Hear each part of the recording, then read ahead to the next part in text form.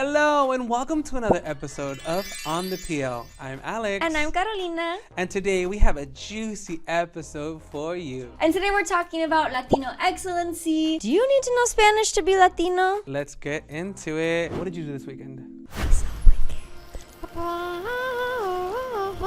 saw it twice, actually. Oh my god. The thing hasn't even come out yet. Yeah, it comes out today if you're watching this on Friday the 21st. I loved it. I mean, I'm happy I saw it twice. Yeah. You cried twice? I cried multiple times. Yes. So good. What did you do? Oh my god. I went to Vegas. Vegas, baby. Vegas. Slot machine. For the Latin Grammys. Oh. Yes. It was cute. I didn't actually get to go in to the Latin Grammy. But you were in the atmosphere. You were breathing the same air. Yes. It was mostly about, I got to interview, oh my god, we got an interview with the Don Vega coming soon. But basically, Latin Grammys week, got to be part of all the functions, the parties. You were literally like Nobu Spray Tan Vegas. Absolutely. We were deep in it. But my biggest takeaway from being surrounded by Latinos was the way that we were just boosting and showcasing our talent. Yeah. Like, it's so crazy. I feel like this Latin Grammys felt like a huge culmination of what Latin excellence is, like, worldwide. Yeah, for sure. I feel like from an outside perspective, Latino music, Latin Grammys probably seems like it's just like one type of genre. But we have so many genres in between them, and all the communities that listen to each genre, like, they hype it up so much and they go so hard for their favorite artists. We're at a place where, like, corridos and regional Mexican has become widely accepted. Yeah. Like, JOP from Fuerza Regida was performing on stage as a main performer for the Latin Grammys, alongside Bad Bunny and Karol G. Los Tigres del Norte también. They had a really great tribute to immigrants. Talking about corridos, like, if you were to bring that up like 10, 15 years ago, like, eres naco, eres de rancho, and I'm like, hello? Like, no me gusta la banda. Yeah. O sea, güey. Like, I feel like growing up, it was very bad. Yeah. To like regional Mexican music. Yeah, it was like considered tacky or like classless, and now it's like the bougiest people are out here at these concerts. You see them rocking that Louis Vuitton. They got their big ass Gucci belts right there. They're like posing and like, okay. But hey, it's the trends changing. I'm all for it. I'm happy that it's getting its rise. For example, like Junior H was one of the youngest male performers to sell out the Hollywood Bowl, which you got to go to. Which I got to go as well. So I'm just happy that we're in a place where Latin excellence is such a huge showcase amongst what we're going through right now in this country. Yeah. Where it's like, you know, with immigration and this administration, how Latinos are coming out on top and showing like, hey, we're here. I was gonna say queer, but not everybody is queer like me. We're here, we're fierce, and we're resilient, and we are happy to show you what we are made out of with our talent. And that we're not all a monolith. Yes, which absolutely. I think has been something that has been coming out on top of everything. I want to get into something a little personal with you. Okay. I don't know if you're comfortable sharing. I didn't ask you this, but if you don't want to talk about it, we can move on. Okay. Going to Vegas, not drinking. Oh, yes, absolutely. I wanted you to share your experience with that, because I feel like you think about Vegas, you're thinking about like the clubs, the day parties. You're going for a huge event, so you know, people are assuming open bar, you're getting tipsy, but you have been someone that just your own personal choice. You've decided to not drink for a while, so I wanted to hear your experience with Vegas. I felt like if it was any place that I should have been going buck wild crazy, hangover style, it should have been this event. Yeah. But honestly, it was interesting to see everybody with a clear head. Okay. Because everything was open bar, girl. I know. Liquor was flowing everywhere. Yeah. Everywhere I went, it was open bar. And it was funny because I felt like it was like people would come to you. I'm like, what do you want to drink? What do you want to drink? What do you want? I was like, a mocktail. And then they were like, a mocktail at the Latin Grammy event? Why? And I was like, I'm driving. But like, no. I'm not driving anywhere. I'm walking down the strip. But yeah, no, I think I realized that as long as you're holding a drink that looks like alcohol, no one bothers you. But you know what's crazy? And I'm not someone that I'm like dabbling with sobriety at all, but like sometimes I just like don't feel like drinking, and people get I don't understand why people get so butthurt when you don't want to drink. I talk about this all the time because I feel like as Latinos, and I was gonna say as Mexicans, but I'm not. I'm just a ally. Mexican adjacent. Mexican adjacent ally. Viva Mexico. That's a very weak grito, but you know it's there. I feel like Mexican culture specifically is so heavy on the drinking as a passage of adulthood. Yeah. And I hear like, oh yeah, I had my first drink at 13. I've had my first shot when I was 10. Like, I feel like it is embedded in the culture that drinking is supposed to be a celebration and fun. And I think as adults, like, that has definitely transcended. And I've definitely have been to the point where it's like, it was just happening too often, where it was becoming very sloppy. And I'm like, you know what? This is a concern. There's a lot of people in, you know, the Latino scope of the realms of alcoholism, where we come from a society where it's celebrated, but there's also a lot of alcoholics out there. Yeah. And I just I wanted to have control. Yeah. And I was like, I don't want to be drinking to have fun. You don't need to be drinking to have fun. Yeah. Like, it's just an added bonus. It's a sprinkle. Yeah, you can for sure have fun with a drink, but you can also have a great time without it. Yeah. Like, I feel like I'm really fun. Look, we're sober right now. And I feel like one of the biggest things was, like, when I was in the closet, I feel like drinking and going out was a way for me to feel liberated and feel in touch with my truest self. And then I feel like I was like, no, like, I don't need any of that to be my authentic self. Like, I don't need liquid courage to be able to reach my funny or reach my talent or be entertaining. And so that was just me stripping away from all that. And I feel happy. Like, I feel like it's crazy to look and see how much of a mess people are when they are drinking, and you being in the corner like, girl. But you know what? I hate taking care of people. Oh, yes. I'm so sorry. Like, I don't know why. I say that I don't like taking care of people, but then I find myself taking care of people. Even if they don't want me to, I, for some reason, force myself to do that. Anyways, but that's cool. Thank you for sharing that experience. Absolutely. I've also decided I want to just be a champagne drinker. Because, listen, I love the gay community. You guys pour your drinks way too strong. Way too strong. And I think that's why I haven't been drinking when I go out with my friends, because I order a tequila pineapple. I take one sip and I'm already gone. Girl, you are the pineapple. I become the pineapple. Suddenly I'm in the Abbey, or suddenly you become part of the rainbow. Suddenly I'm a high top. I myself am the table. She becomes a top. I become never. I'm just kidding. You guys pour your drinks way too strong. Absolutely. I think that needs to be investigated and studied. No, I know why. Why? Because you have to talk about liberation and oppression.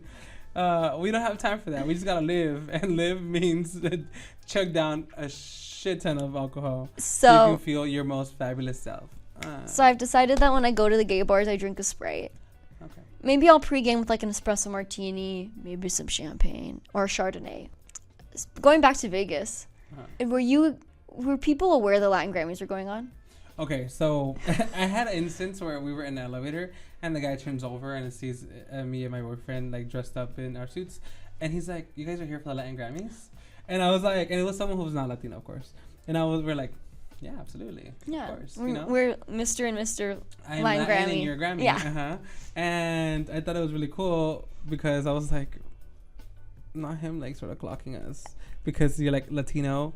Okay, Latin Grammy. I could have been here for a conference, or they actually had a conference going on about like wedding. You guys are here for the wedding conference. Yeah, the wedding conference. Yeah. I could have been here for the wedding conference. You guys make cakes, or you guys sell like flowers. I make cupcakes. Yeah, I'm a baker. I make cupcakes, and I make gay cupcakes for gay weddings. Cool. I asked because this weekend coming up is F1, so I was wondering if like F1 is happening. Are you an F1 person? Yes.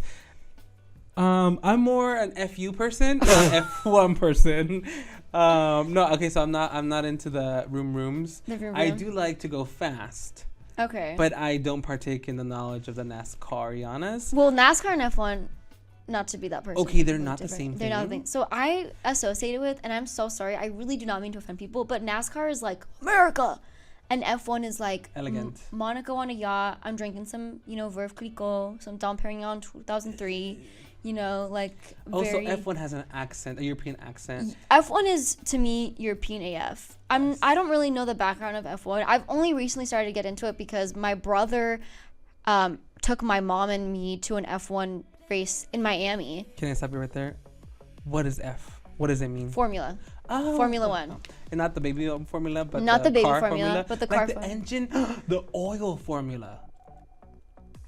The motor oil I'm formula. not going to pretend that I know actually the history the of F1. motor oil formula. Sure. Yeah. Like baby formula, but it's motor formula. Okay, we're back on track. We're back on track. Did you know that? But I only recently got into it because my brother's really into cars. My uncles are really into cars. My uncle's been a big F1 guy for a while. We went to a race, and there's a Mexican F1 driver. There's one. His name is Checo Perez. Shout out. Checo Perez. I think he's won like 6 races, and he came in second in 2023. He's on a break right now, but he's coming back. Has a huge comeback. The reason I bring it up is because Latin Grammys is such a celebration of being Latino in the music space, where F1 is something of like people associate with like Europeans, Charles Leclerc, Lewis Hamilton, like those types of people. I think there's one Brazilian driver, and then Checo Perez isn't in it this season, but he's going to be in it the next season. So there's not a lot of like, you don't really think about Latinos when you're thinking about F1. Okay. So I wanted to talk about like what it means to be successful in a non-Latino space. Okay. Like I think about Bad Bunny and the Grammys, how he's beating his own records in this space full of that are not necessarily just Latinos. Yeah. I think it's really cool when you get to trailblaze and enter a space that isn't your field. I don't want to say your field, but where you are the underdog or a rookie and you're entering an arena where you're like, hey, I'm here to represent who I am and my people. I think that's very admirable and I love it. I think it's groundbreaking what it's happening right now. Mm-hmm. I think, wasn't it something about like the voters for Latin Grammys or the Latin artists are now able to go into the main? Yes, I think they're allowed to vote for the Grammys as well too, which is huge. That opens the pool even wider. And it adds people that haven't been Grammy voters in the past have a say and a voice. Because think about it. They all have their different branches, but a lot of the times people that listen to that or are part of that community can't even vote on it because they're not the same part of the Grammy voters. You know what I'm saying? Yeah. So yeah, I think it even is cool like seeing, like when I went to an F1 race, Checo was still racing, and just to see him with the flag, oh my God. We were surrounded by non-Latinos, just to have like that one flag up. I know my mom was crying, I was crying, I was like, oh my God, like Mexico. Yeah. So I don't know, it's cool to just like celebrate it. There's still like I like that you mentioned that because there's still a lot of representation that needs to be happening, and I think we're in 2025 and you think that there's no place a Latino hasn't landed, but I think it's really cool that there are still more avenues and different places that you don't even think about. And earlier I was kind of curious. I was like, okay, like still let me go on to the U.S. Bureau of Labor, and I was like, what are the top Latino? He really did. I saw him look this up for real in real time. And I was like, what are we still in the same category of jobs and occupations as we were, like when I was a kid? Mm-hmm. We're still there. Construction, labor work, landscaping, anything that has to do with manual labor, we're still very high up there. But it was really nice to see that there are more women still getting higher education. Oh yeah. Pew has been my homie. Okay. Like I've been looking Shout into their data. Data. Is it data or data? Data. Data. Data. Daddy. Daddy. Did you pick up in the mic? She said daddy. Yeah, 8% of Latinas in the U.S. who have pursued higher education have a master's degree. So it's getting there because I think before it was 3%. Yeah. So I like to see that we're still seeking higher from. I don't know why I'm going like this. I don't got no hair to go like this. Maybe because I'm feeling my Latina self. I love it. But Latinas. I think it's like I think it's a change of like culture too. Because I think about like my grandmas.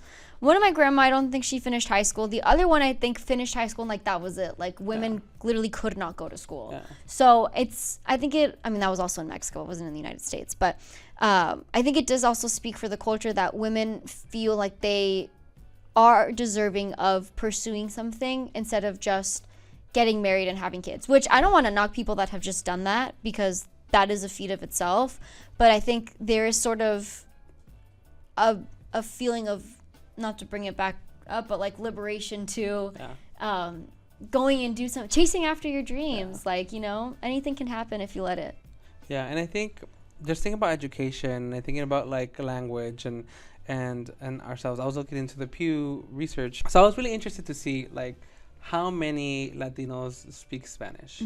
And looking at Pew's research, 75% of Hispanics speak 75% of Hispanics feel confident to be able to carry a conversation. Okay. But out of those, 56% feel that they get bullied or made fun of for not knowing how to speak Spanish. That tracks. Yeah. And how do you feel about this? Like, I feel like I've personally seen other people being like bullied or harassed because like, oh, you say you're Latino but you don't speak Spanish. Which, I'm not gonna lie, like when I was younger, I obviously thought the same thing just because that's what my parents had taught me. And I was the Latinas that I would surround myself with also spoke Spanish, so it was very much like, we're a community, we're gonna hunker and bunker, we're gonna bunker down together over here. But it took a lot of like learning and unlearning, especially of like the prejudice that these people's parents had to go through for them to be like, I don't want my kids to go through what I had to go through. So I'm not going to force Spanish on them because they need to assimilate to fit in. And I think I've been thinking about this a lot recently, because I think a lot about like when, especially as women, I can't imagine looking at like giving birth to another. I haven't given birth, but I can't imagine giving birth to a baby and like not wanting to set them up for success from the very start. And whether they're someone who was, you know, they're a person of color, a woman, that's already hindering them so much, unfortunately. Like, that's just the society that we live in. As much as we try and change it, especially right now, it just feels like we're taking so many steps back. So what do these parents do to set their child up for success? It's to make them assimilate as much as possible, which is terrible, because I think there's so much uniqueness and so much cultural heritage in learning your language, in learning your roots. But I can understand, you don't want your kids to experience, you don't want your kids to be hurt, you know? Yeah, and I think we speak about this all the time, but erasure is survival. Yeah. Like erasure is survival. If you are not given the skill set to be made fun of or to be oppressed, then that already is setting you up for success. Like the language, I remember the first time, funny enough, the first time someone told me we're in America, don't speak Spanish, was actually by another Latino. But because they were also taught that. So he was projecting what he had been taught at home. And I was in first grade. I was 6. That's crazy. And I'm like, kid. And that kind of stuck with me, because I was like, no, I'm going to speak Spanish. And I feel like a sense of pride that I did speak Spanish. And like you said, growing up, they don't know Spanish? What? Like, fue horrible. Meanwhile, we're speaking like the most butchered, like terrible Spanish. Yo quiero Taco Bell. Yeah.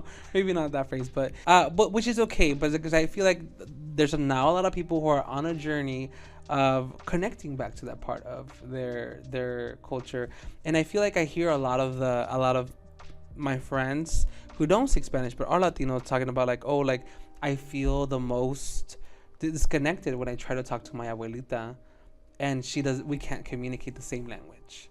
And I think it's interesting to see a generational change of like grandparents, parents, and then kid, and then seeing that disconnect already happen. Yeah.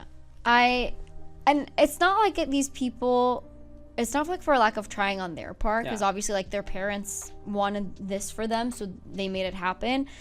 Because I feel like a lot of people that even though they don't speak Spanish, they are so heavily connected, whether it be like through the traditions, visiting back the country, even if they don't understand it or they don't speak it, they're still actively like speaking up for the community and, you know, trying really hard to connect with their roots. My parents were so busy working and trying to put food on my table and provide us with shelter that my mom didn't have the time to go to take English classes. Mm-hmm. Like ella lo mastica. Like she's able to defend herself, right? She's not confident in actually carrying on a full conversation, but she can do it.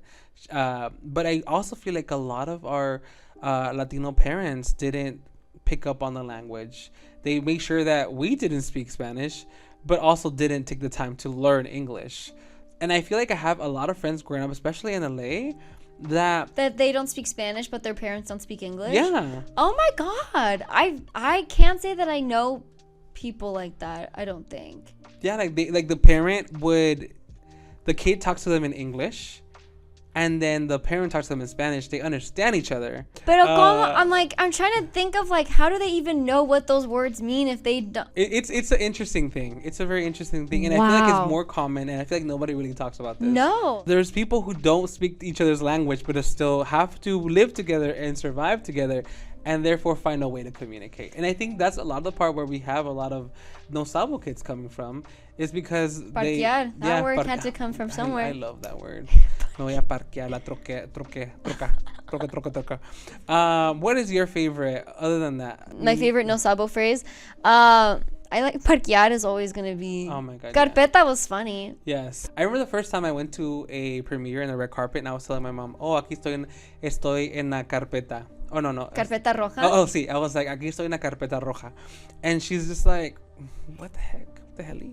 And it was like, no, estamos en la alfombra roja. Yeah. And I was like, oh, so carpeta is a word that I made up? Have you ever had like nightmares where like I forget words in Spanish? Like I remember for like a week I forgot how to say vacuum, and I refused to look it up. I was like, no, I'm gonna remember vacuum. Oh my God. And in the middle of the night I just remember going aspiradora, and then I went back to sleep. And now well, it's funny you say that, because Zach Galifianakis, his favorite word in Spanish is aspiradora. Yes. And I was saying, in my head, I thought I was saying aspiradora. I know how to say vacuum cleaner. How is that? Aspiradora. Aspiradora. It's such a beautiful word. Aspiradora. But when I look back at the tape, it says aspiradora. And everybody's like, you don't know how to say that word. How are you teaching him? Which I was like, I thought I was saying it correctly in my brain. But it's like also at the same time, you're in front of Jack Galifianakis. And in my own... I don't even know how to speak this language. I was in front of Zach Galifianakis. I was in between two firms in my head. And I was a little nervy. So I apologize. However... Carpeta. Okay, I'm gonna do parquear. All right, and we'll see you on the next episode of On the Peel. This has been Alex, Carolina, and have a wonderful life. And that's us. If you're hungry, go get some tacos. To quote Gwyneth Paltrow in Glee, my favorite Glee episode, let's go get some tacos. If you know, you know. And with that, I think we will be getting tacos. Let's go. Vámonos a los tacos.